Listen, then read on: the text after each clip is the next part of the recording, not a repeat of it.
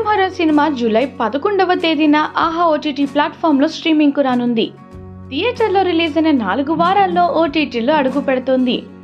ఆహా OTT platform మంచి ధరకు ఈ చిత్రం హక్కులను దక్కించుకుందని సమాచారం.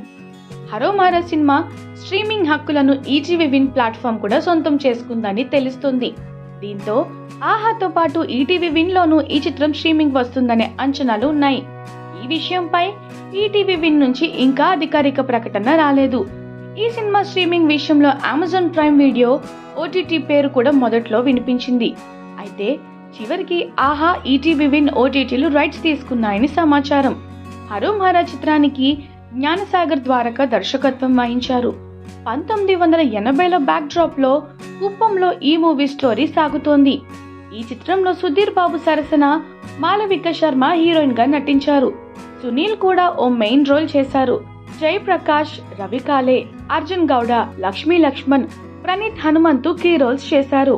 హరోం హర చిత్రాన్ని శ్రీసు బ్రహ్మేశ్వర సినిమాస్ పతాకంపై సుమంత్ జీ నాయుడు నిర్మించారు.